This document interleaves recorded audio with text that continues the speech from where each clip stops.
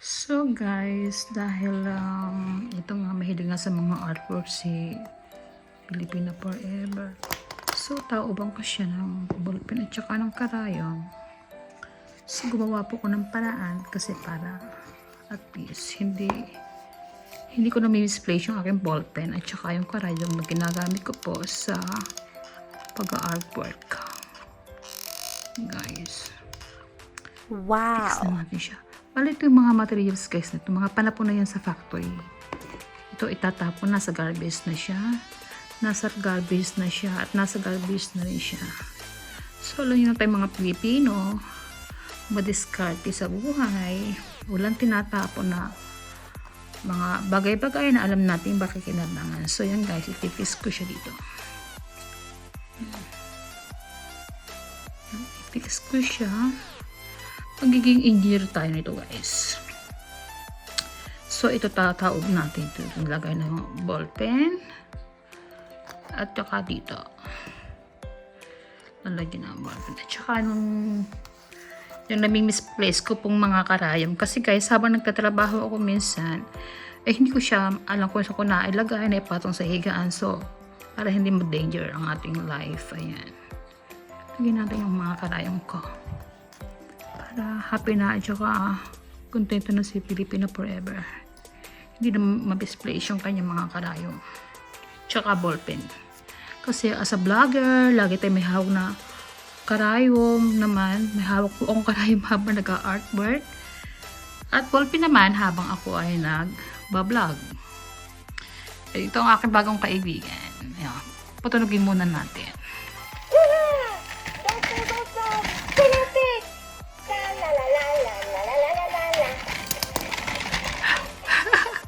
Ang init ang likot. Tapos ito yung mga artwork ko po. Ayan po yung mga ginagawa ko. Yan. Diba? Ganyan lang po tayo gawa ng simpleng araw sa simpleng buhay dito sa Italia. Kasi guys, may iksi lang ang buhay natin. Remember, may iksi na lang ang buhay ni Pilipina.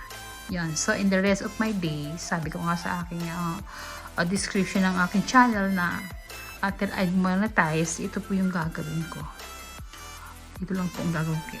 Ayoko na po mag-isip ng mga negatibong bagay na in the past na talagang dumuro po ng puso ng inyong kaibigan. So, yan gan. Ito na lang po yung aking pampalipas na oras together with my friends here. Peppa Pig.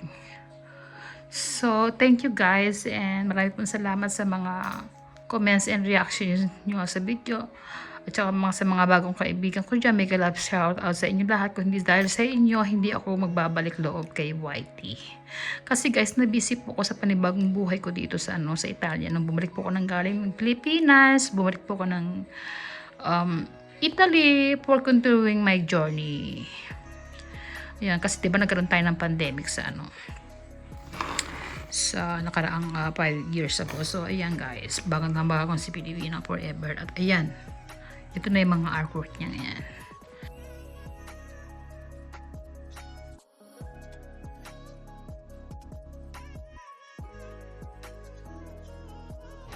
So, I'm here in my bedroom. Yan, yung mga artwork ko.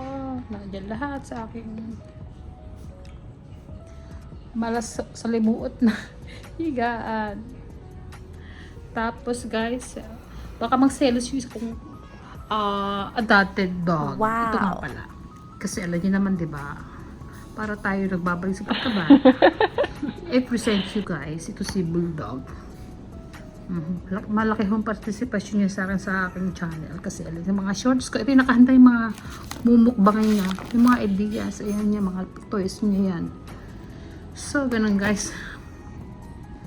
Ganun lang lumilipas ang aking mga araw. Kasi baka mag-selos yung aking bulldog. Ito yung mga.